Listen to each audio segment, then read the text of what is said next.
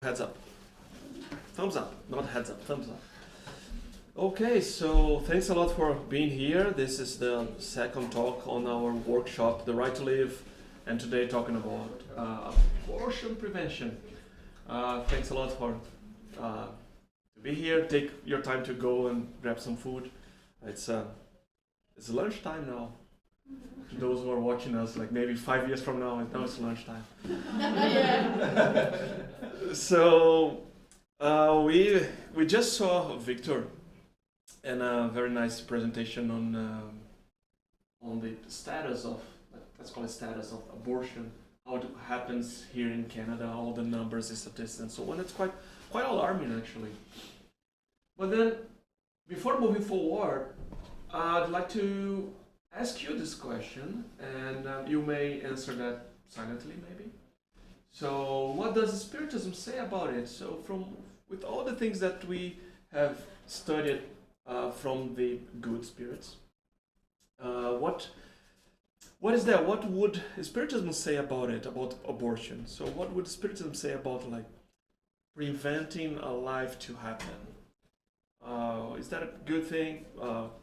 Something that we should be aware of, or it doesn't really matter at all?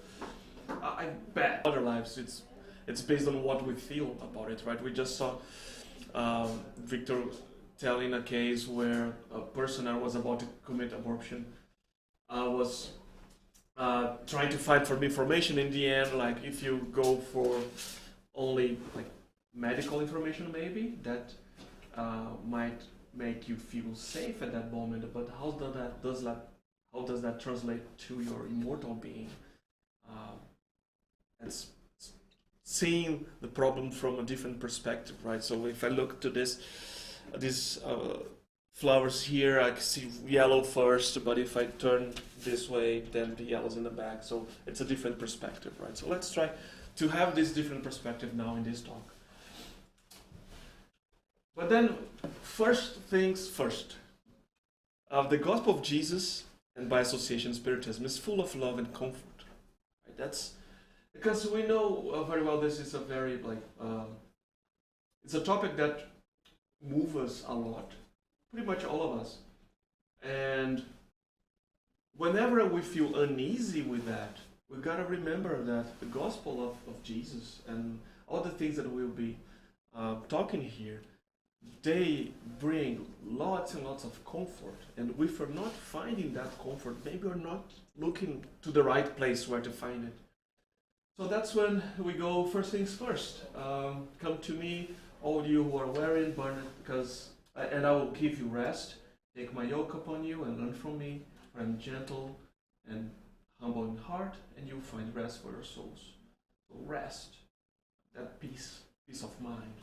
My yoke is easy and my burden is light. Anytime we feel this burden getting heavier and heavier and heavier, then it's a flag for us to say, hey, okay, so that's not exactly what Jesus taught us, and that's not exactly how we want to move on with life as immortal spirits. This should be with this light burden. So then we'll have the idea of this presentation is to go through a few questions that are actually in the Spirit's book and see their answers. And one example is, what is the purpose of spirit incarnation? I just mentioned that it's important. It's a very important pillar in Spiritism. We that understand that we don't only live once, we have many lives to live.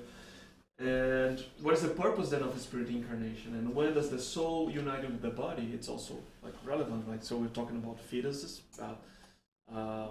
Is the soul there or not? So how does that happen? Is it a spirit or not? And is intentional abortion a crime, regardless of length of the pregnancy? These are all important questions that we'll be tackling today. It's good because that's one of the questions we asked when we were posting the workshop, and we said that would be answered today. It'll be answered today, of course. Well, at least we'll try to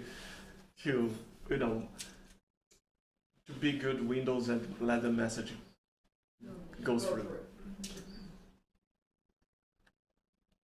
what is the purpose of spirit incarnation, and is that important? Oh yeah. And the answer here, from question 132, the good spirits instruct us saying that God imposed incarnation as a tool to reach perfection. For some it means of making amends, while for others it's a mission. Okay, so it's important for us as immortal spirits that we have these lives that will work on them and eventually reach perfection, making amends, fixing our previous past mistakes, and then keep going towards the goodness. So every spirit must experience these difficulties, or must experience the difficulties of physical existence to reach perfection. Therein lies their atonement. Incarnation also requires a spirit to contribute to the work of the creation. We typically say that, yeah, so I need to work on myself. That's a top goal of our lives, and yes, but we're also contributing to the work of creation. And that means that we'll be, let's finish reading. To fulfill this purpose, spirits assume physical bodies in harmony with the material state of each world to accomplish the missions that have been appointed to them by God. So we're going to accomplish missions that was given to us by God. Through these missions, they contribute to general good while also achieving their own advancement, right? So by being here, we are part of God's plan. There's nothing happened by chance. There is a plan for all of us, and including all the things that happen to us during our lives. So in that sense, if we're all here today, like you guys sitting here and I'm standing up here, because it's part of God's plan, right? If we are in Canada now, it's also because of God's plan. And if we have the family that we have now, it's also because of God's plan. We need to contribute, or it's required from us to contribute toward creation, to God's creation. And we'll see that it's the pregnancy is also one thing that is the key part of God's creation. Then we are invited to be part of that. And maybe slightly different from what Victor was presenting earlier, because we're talking about most of the things happening here on Earth now these days, and the statistics and numbers and so on. Every time we talk about abortion here, we gotta think about all the aspects of it, because it's not only this life that is important. We are also talking about the previous life that we might have also already committed abortion. We might also be committing that in the future, so in future lives. So it's important for us to take this moment and see ourselves as immortal spirits, thinking on how we're going to contribute to the God's creation, and of course getting better, like developing our moral sense to reach perfection, making amends and so on, or fulfilling our mission.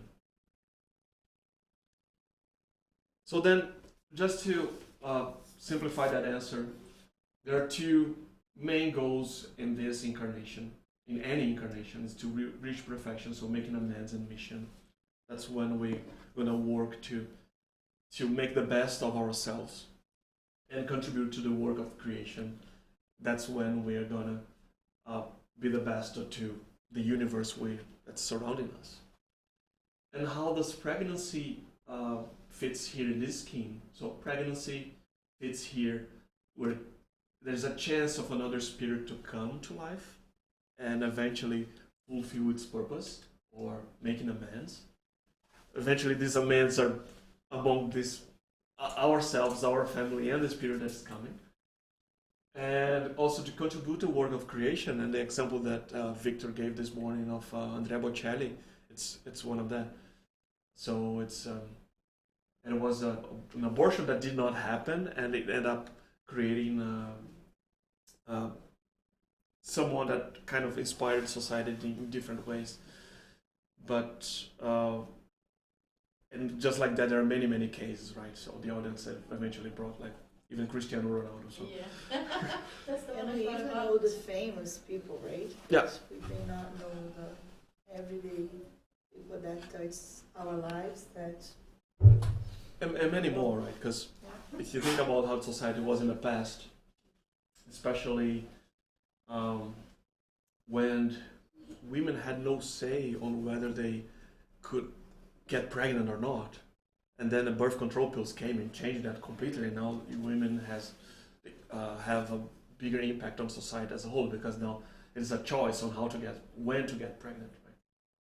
Or at least it's a choice when, if you don't want that, it's a clear way to not have it.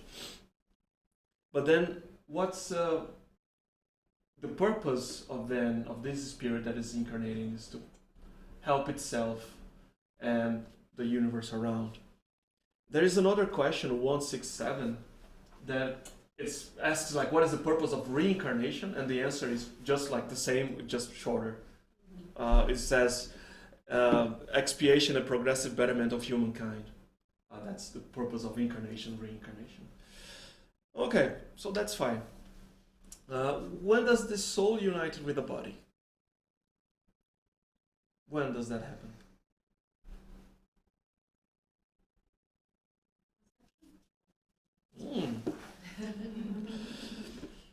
So the union begins at conception, but it's only completed at birth.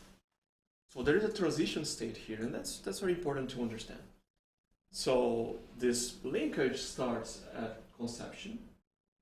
When the egg meets the sperm, the embryo is created. But then it's only completed at birth. From the moment of conception, the spirit assigned to inhabit a specific body joins that body by a fluid link, which will increasingly tighten up to the moment of birth. The cry produced by the infant announced that it has entered the number of the living and the servants of God. So how does that translate into a chart here?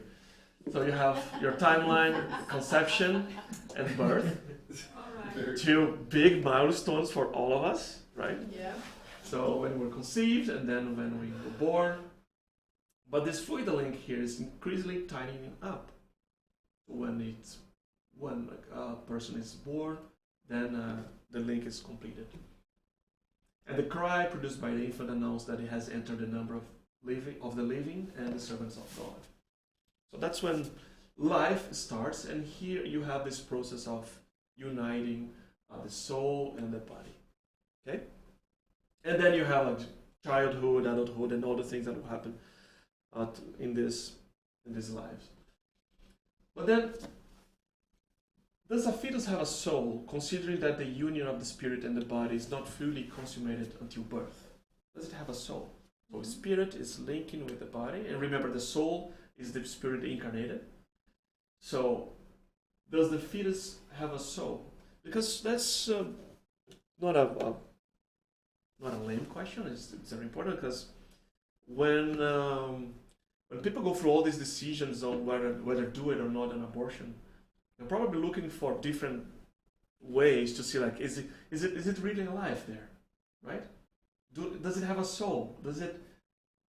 What's that inside of me now? It's just a bunch of cells, like eventually that nurse told that lady in the story that Victor told us. Just a bunch of cells. So when trying to find these answers to these questions, the Spirit's book is helping us to clarify this. And in that sense, that does it have a soul? And the answer is, the spirit who is to animate it exists somehow outside the fetus. Strictly speaking, it has no soul, since the incarnation process is in effect. So it's not here because it's still in process, right? The links are still tightening up. But the soul is linked to the body that is about to have. So during this process here, and then I have another one. Oops, back. During this process here, let's say a spirit is assigned to that body, and they start to tighten up this linkage. But that means that it already has an identity, right? It's not that any spirit could go say, oh, there is a fetus, I'm there. So, no. And we know for sure from many teachings that the process of reincarnation is very well designed. So, what is going to happen? It's very well planned, right? So, what is going to happen when, and then that fetus is going to be animated by this spirit. And eventually, even all the trials that that spirit will face during life, it's also somewhat assigned there. And then, so it's, you have the fetus and there is one soul linked to it. But the soul is linked to the body, but its spirit is somehow outside the fetus. Is that clear? There's a difference between the soul and the spirit? Good question. When he's saying that. Because in Portuguese we say spirit to the lowercase, right? Yeah. So it would be the spirit, and the spirit with the uppercase, that would be the soul. Is that what it is? No. So, not exactly. So incarnated with the soul. Is that what exactly? Saying, So right? the soul is the incarnated spirit. Yeah. Okay. What I would like to point on is the book that we are reading for the book club, Missionaries of the Light, Mm-hmm. brings very Detailed. well detailed Yeah. how the process of a birth, Yeah. like not and the perspective of the spirits, and it's really amazing. Mm-hmm. And very lots of spirits are involved in Mhm. this process. And A lot of preparation. lots of preparation for the spirits that wants to reincarnate and all the other spirits that help in that process. Yeah. It's And also It is a amazing. Lots of detailed- work. And there's also a detailed description of the exact moment that the soul is linked to the body Mhm. during conception. exactly. So, and then I guess the key message from it is that it's very well designed, it's very well planned, Yes. and it's totally part of God's plan. Oh, It's yeah. not by chance. Oh yeah, oh there's a pregnancy there, right? So, and that's Even Sorry, how go the ahead. body Who's is next? who's next? Yeah, next. Go. Yeah. even how the body is Lottery. being formed, it's according to what that spirit has to go through, and That's life. Yeah. yeah, that's life. So Yeah. So, yes, that's good point. Let's just wrap it up in a sense that it is very well designed. It's not by chance, because the implication is then when we are going through an abortion process, we are just like taking those plans and tearing them apart, right? So everything that was planned for the parents, for the spirit, it's not happening because of these type of decisions. And then we go to touch on the case when the linkage is broken. And here I should mention that I know that Luis is going to talk a bit about it as well. So miscarriage, stillbirth, abortion. Those are the three scenarios, right? And when the linkage is broken here, it means that there was no life formed, and there is this link. The plan was aborted in the middle of it was happening, and then suddenly, oh yeah, there's no budget, so shut it off. No. In the end, it's like a plan was about to happen, but because the choice we make, it was interrupted. And by the choice we make is not only for the abortion, because miscarriage is also about choice. But we're going to check that later on. Sometimes. Sometimes it's the choice of the spirit that is coming, and that's when we get there. Yeah. could be. Yeah. There's no formula. Perfect. So is the union between the spirit and the body conclusive from the moment of conception? Could the spirit during the initial period of that union abandon the body that has been assigned to it? So it's saying that once you have a spirit connected to this body, is that conclusive? Is that a way to, could you break that apart? And could the spirit abandon the body? Say like, hey, yeah, not this one. Anymore. Just kidding. Not this one. What do you think? The union is conclusive in a sense that no other spirit could replace the one to whom the body has been assigned.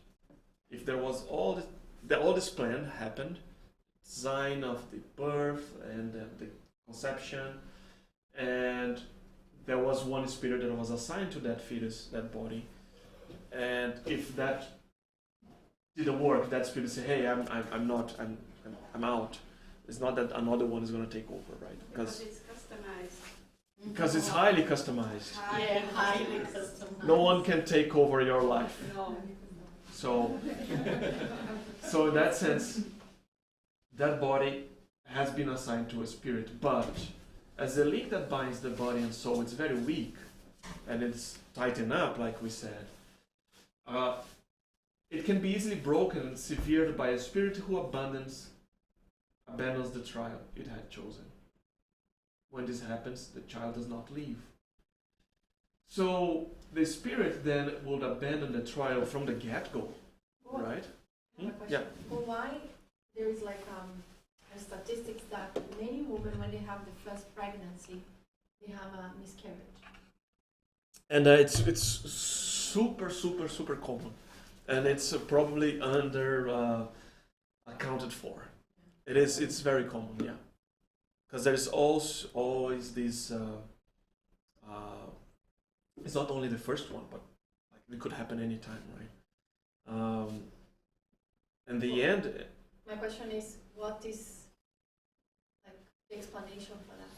I'm going to talk a little bit about that, but there's no one answer. But one answer that is what planet we live in, planet Earth, right? Mm-hmm. Is this we live in a very material world, right? And this whole process, highly customized, sometimes due to the imperfection of the matter, some of the matter doesn't work properly, right? Because it's a very complex, detailed one. That matter not working properly, it's better not to go through, reprogram, start over. Yeah. So the matter and the word that we leave, that's one of possibilities of miscarriage as well. Yeah, better materia. In more advanced words, the number of miscarriages will be like reduced by far, right? Because then the matter is not that what. Again, the matter doesn't matter. Oh, that is one. That's one of the things. Possibility that the spirits say due to our the density of this world. So it's one of the explanations. Yeah. The other one would be the choice of the spirit. So the reasons like trying to explain a miscarriage is it's like beyond our reach at this point, because it's also part of God's plan. There could like many different ways, and the more you read it, like it goes all the way down, right? What we're trying to focus here on the choices, right? So when in this case that spirit is choosing to abandon the trial, or when the parent is choosing to terminate that pregnancy, right? But then so it's miscarriages are super frequent, and it's something that people should even talk more about it, because it seems to be a silent disease kind of that no one talks about it, and everyone is facing it, but then it is very common. Yeah, it's a white elephant. It's a white elephant, yeah. So in this case, there is a chance that the spirit would abandon the trial, and we probably have done that before, right? It's not going to be a stretch to imagine that we have done that in previous opportunities. And when this happens, the child does not leave, and so this miscarriage and stillbirth. Stillbirth is technically when it's above, I forgot now, 30 weeks or so in pregnancy. So the point that it could actually survive without being in the womb, but it does not. But it does not. Yeah.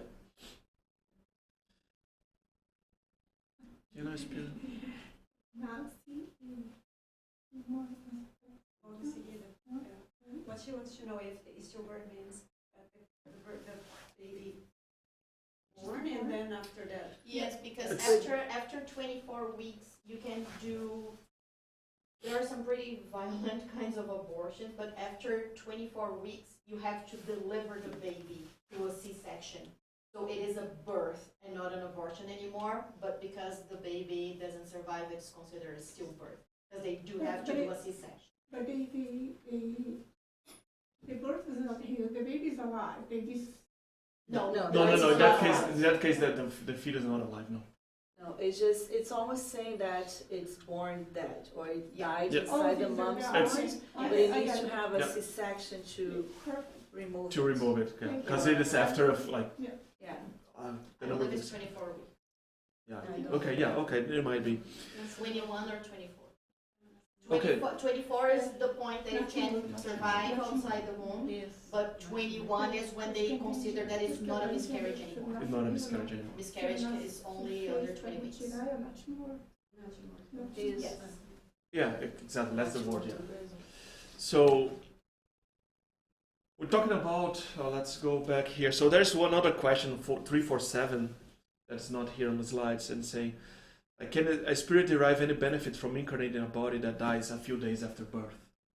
So if it was born alive and then like after a few days dies, can a spirit benefit from it? And the answer is that the new being's cognizance of life, it's very developed, that its death it's of little importance. So for the spirit that would just live 2 days or 3 days or like short life, couldn't exactly exercise its free will and all the things that are important for the moral development. So in that sense, it's of little importance. Right? And such deaths are often intended as a trial for the parents. And in many of the things, it's going to be like, oh yeah, this and this, and also as a trial for the parents. So are some stillborn children never intended for the incarnation of a spirit? So the question is saying like, okay, so if it's part of God's plans, then that body will not live. So maybe they never had a spirit at all. So there was no incarnation planned for that body. And the answer is yes. Some never had a spirit assigned to them. Nothing would have been accomplished in them. So there are a few pregnancies that, yes, it's not meant to happen. There's not even a spirit assigned to the body.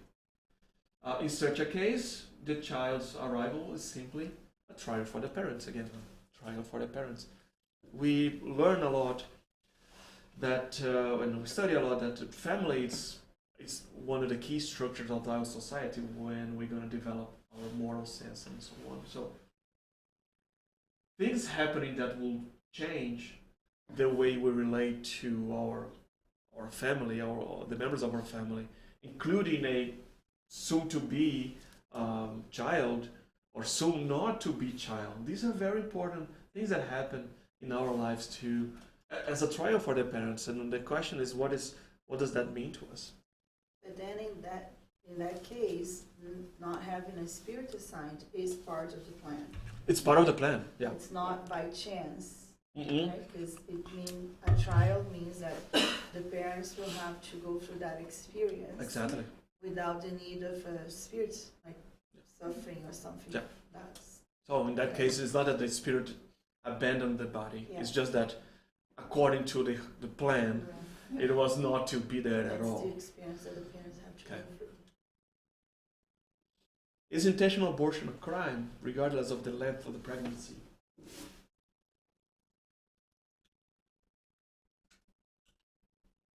Any transgression of God's law is a crime.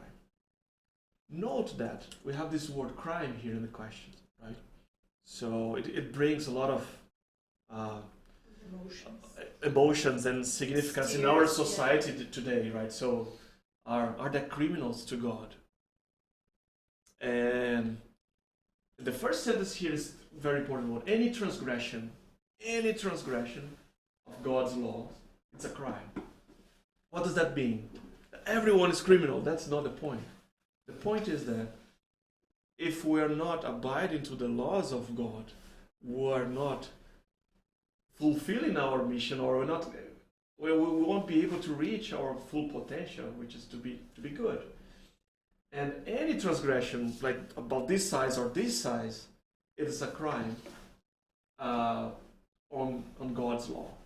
So that makes us to change the meaning of the word crime in this sense. It's not like criminals that will go to prison or to the death. What is it? Row of an unborn child is a crime, whether committed by the mother or someone else, because the soul is prevented from experiencing the trials intended for the body that was destroyed. So the body was destroyed. That soul, that the spirit, will have no chance to move on and achieve its goals, right? So then it's a crime in the sense that it's going against the plans of God. Okay?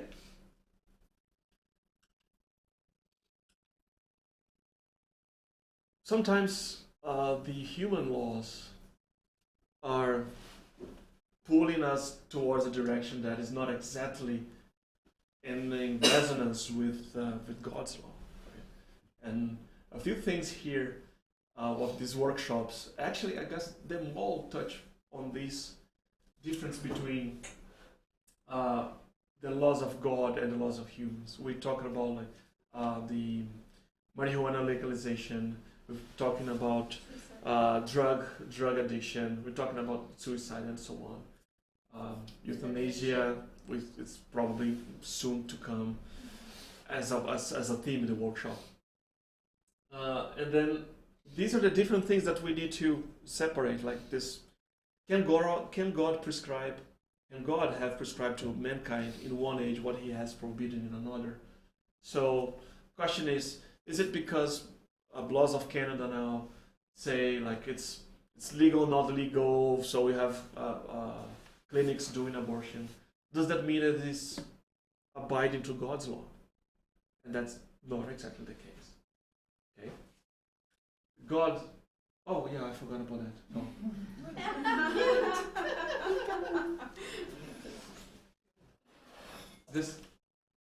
God cannot be mistaken. Men are obliged to change their laws because they're imperfect, but the laws of God are perfect. We can still live by the laws of God, living in this society. Right? That doesn't mean that something is legal or not legal, that I should do it or not do it. The compass here should be our conscience, should be how we connect to the laws of God inside us. Because the laws of men are imperfect. The harmony which regulates both the material universe and the moral universe is founded on laws established by God from all eternity. The laws of God will be there forever. And that's when we go again for a loving reminder. The gospel of Jesus is full of love and comfort. Right? When we see that the action of an abortion is not helping, or it's not helping anyone actually, but it's not abiding to the laws of God, does that mean I'm a criminal? Does that mean that I have to carry that for the rest of my life? How does that, is it a heavy burden to me as I move on with life? And it will be a heavy burden in the future lives.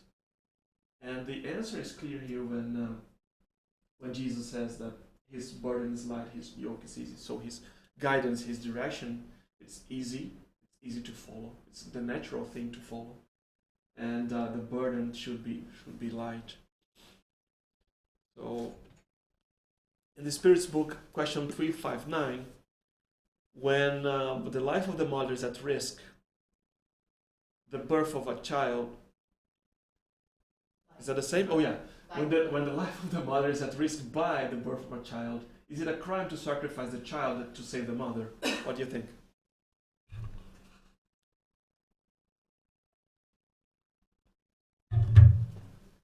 What is reasonable here?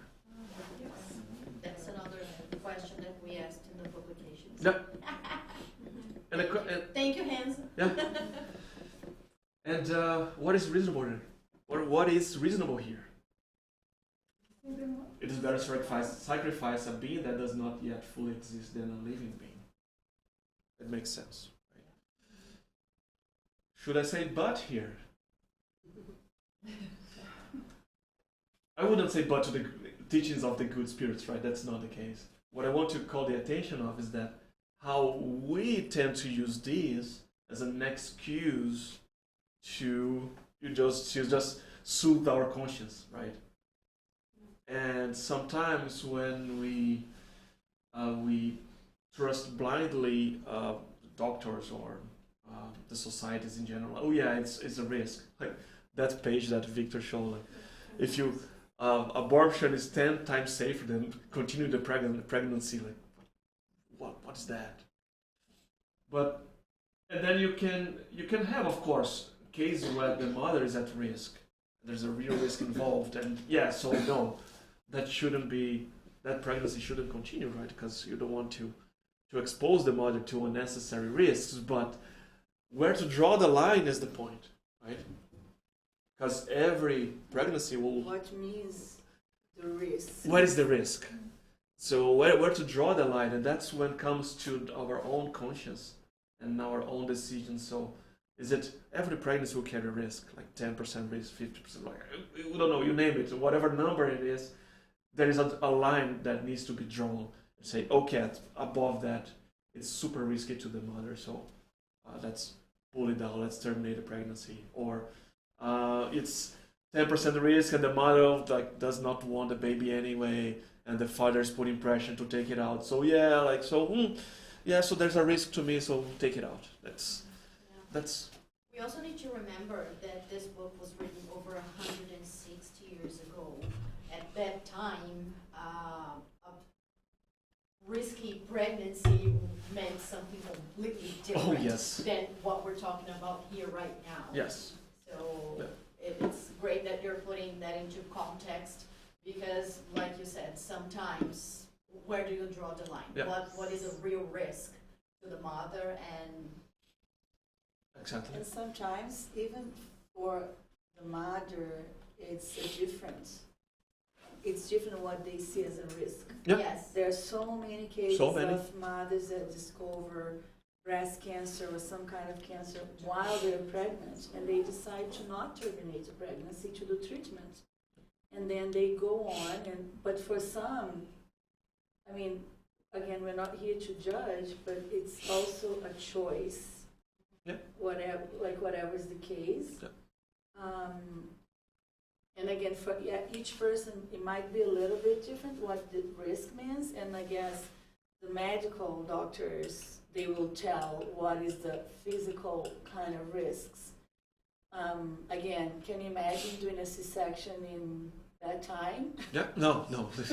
Right? There were no antibiotics. And nowadays, it wouldn't there's happen. still risks to C-sections, but it's completely different than would be. But then I bring to the point where any transgression is a crime, taking the life of an unborn child is a crime, whether committed by the mother or someone else. Because the medical staff should also be very aware of all the things we were talking about here. Because most of the cases, even here, while the healthcare is great here, but they will tend to err to the safe side. So there's a risk, like take it out. But in the end, is there really a risk? Or they just want to keep their reputation, or they just want to, or they have this materialistic view and they just want to say, it's easy, let's cut it out, take it out, and that's it, right? But then in that case, someone else that is not inducing but stimulating or helping out, it's also against the plan of God, right? So when we go back here and say, it's better to sacrifice a being that does not fully exist than a living being. Is it the society taking this issue as in a very materialistic matter that is just, it's just life. And then all the doctors will say, take it out. But then we would be blindsided by believing fully blindly in the medical's opinions and not go deep inside and say, what does that matter to me as an immortal spirit? There are a few questions that goes along these lines and say, what if there will be birth defects, right? So should I terminate it or not? And then the spirits are very clear, because everything, it's also a trial for the parents, but also for the spirit that will come with that defect and then eventually learn something, accomplish something in that life. So we are not touching on that, but it goes along the lines that there is something to gain from that pregnancy. We might not see at the moment, right? And the doctors, if they are not related in a different connection level to the patient, or even to their own conscience, or so their religion state. I'm missing the word. So if they're not connected well with God, the God that they believe, hopefully it's a good God. But it's quite important to know exactly where to draw the line in these days where there's so much advance in technology. But in the end of the day, it's the only instance where abortion is permitted. So everything's reasonable here, and it doesn't make sense. Yeah, investigate it. It won't make sense. Is there such a thing as an inviolable child, as indicated by science? If so, for what purpose does this take place? And with that question brings many others, saying like, what with the child with some type of disability that will come to life and so on, how to deal with that. And basically say like, does it make sense to terminate the pregnancy because you have all these fancy exams and say that, oh yeah, like your child will have 6 fingers in one hand. Like, oh yeah, no, let's terminate. It's abnormal. So that's, what I guess the message is that it shouldn't be like that. This happens often. God allows this birth as a trial, either for the parents or for the spirit attended to animate it. And then we have to think about the traps that we set ourselves. And again, by ourselves, we mean all of us. And it's not dedicated to mothers to be or mothers that were supposed to be. We've been there. We've probably we're escaped some of the trials by giving up a body, or we're still after leaving, we're still avoiding some of the trials that we need to go through. But there are a few traps that we set ourselves in this scenario. So it's trap of not now, leave it for later. So not ready for this. Maybe next incarnation, or for a fetus that abandoned the body, or for the spirit that abandons the body. Is that not this one. I don't want these trials and so on. So the traps that we set ourselves, not now, leave it for later, or there are no consequences, right? So I don't even feel it in my belly, so it doesn't exist. It's just a bunch of cells, like the case that Victor explained. So, and then we will have Luis talking about the consequence in a few minutes, in a couple hours, I guess. And also the trap, that will come at the last talk today is that I cannot be forgiven. That's also another trap that we set ourselves. Oh, I've done this, I cannot be forgiven. And you know what? The gospel of Jesus, it's full of love. And that burden should not be on our shoulders. There's way to circumvent that with sharing love and putting good things forward. Do you agree that we women, we have a higher responsibility than men? But everybody has their role to play. We have, yes. And remember that we've been different genders in different lives, right? Yep. So, yeah, you're a woman now, man now, but we've as immortal spirits, we've been all going through the same things. Right? I think it's case by case. It's just a snapshot here. It's just a snapshot here, but yeah, so it's it is because obviously the physical impact it's on women. That's obvious, right? it's obvious that the psychological experience sometimes is deeper, or most of the time, let's say, it's deeper happening with women than men. But it doesn't mean that I didn't go through this, like, maybe who knows how many years ago, or what will happen again to me in the future, right? But it also, I mean, it's if we incarnate as women, there is a reason for that. Yes. Not necessarily motherhood. Not all women will be mothers in this life or whatever lives. But yes, there is that difference in roles in each incarnation. But again, every situation is different. A teenager who doesn't have support from families and the parents are, like almost forcing them, or the woman that believes in their husband or boyfriend, whatever, and then there's no support and they feel trapped. So even the fathers, they do have responsibilities in this, the whole consequence of the situations, right? So there's no formula, and every situation will be different. But yes, if there are different roles for different genders, let's say that, and I guess that's what we have to remember. But men cannot get pregnant. No. So that's but also sometimes some men they feel highly impacted by this decision. Yeah. And because they got trapped in a situation where they didn't have no what to say. And they have some kind, they are abiding with this spirit that is coming. Yeah. So they feel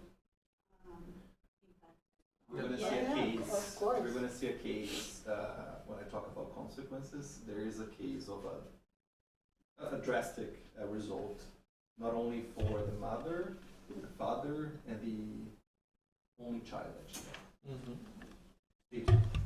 Stay tuned. Stay tuned. After the break, Luis Savioli. just to build on what Sonia just said, because just like we were saying before, it's a long preparation, sometimes years and years of preparation for that. And the parents are prepared to welcome their child. So like Sonia said, sometimes the father-to-be has a deep connection with that spirit that is about to incarnate. And the mother's decision to terminate without giving the father a say or a choice, it has a very, very deep and high impact on the father as well. Okay, so let's be aware of these traps, and then I can use in my work, business stage management. Yeah, true. Yeah, I use banana. That's true. So here's another one, and that one drives me nuts. This one here. Because after 30 seconds of watching this, it gives me this anxiety. So like, oh, come on. Like, where is it? Oh yeah, there's no last word. It just goes back to the first. And that's sometimes when we do things without accessing our conscience and just do like, let's do it. Like, let's open this door. Like, because I want to get away, break from prison in that case. Let's get away. Boom, open the first door that appears. But most of the time, that is not exactly the door that should have been opened.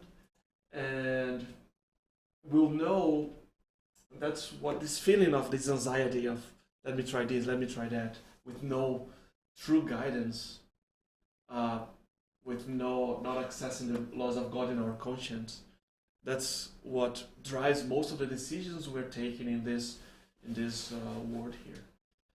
So whenever there is this anxiety to just like open doors and then try to escape a situation, in that case like a pregnancy, it's let's try to tune it down and then try to have access to the laws of God in our conscience.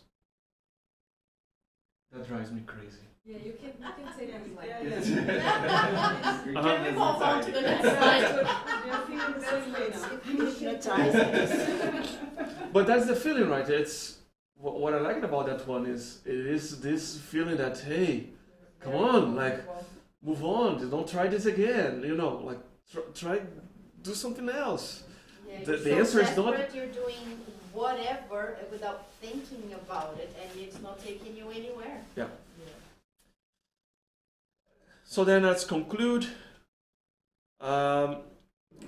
Just remember that Spiritism approaches abortion using different lenses, right? We want to see the same topic, but from a deeper perspective, with knowing like we're immortal spirits, and that has huge implication how we face the pregnancy and how if we're going to allow or not a spirit to reincarnate. As immortal spirits, we should utilize our experience to the fullest to develop virtues. That one I copied from Luis. Pregnancy is a fundamental step in God's plan, and I think it's the spirits have told us how things work on the other side, and there's lots of work to make that happen. Well designed, well planned. And let's not forget our right to incarnate or to live. Right? So then let's end before we break to lunch. We're going to have a lunch now, right? Yeah. So just have these teachings from Peter, living for God. And it goes like this. So Peter is talking to... Peter is talking to a few folks that had been living in a materialistic type of life. So, and then he comes and say like the end of all things is near. Then we translate that how all things, all like this material, the scenes that you live in, it's about to end. Therefore, be alert and sober of mind, so that you may pray. Above all, love each other deeply, because love covers over a multitude of sins. There's nothing unforgivable, and there's lots of love around us to help us move forward. Offer hospitality to one another without grumbling, like the hospitality to like in the pregnancy to that spirit that will come to our family. Each of you should use whatever gift you have received to serve others as faithful stewards of God's grace in its various forms. So in that case, if I'm incarnated as women now, that is a chance to receive a gift of having a child, then let's use that as stewards of God's grace. If anyone speaks, they should do so as one who speaks the very words of God. If anyone serves, they should do so with the strength God provides, so that in all things God may be praised through Jesus Christ. To him be the glory and the power forever and ever. Amen. Thanks a lot. Thank you, Renzo.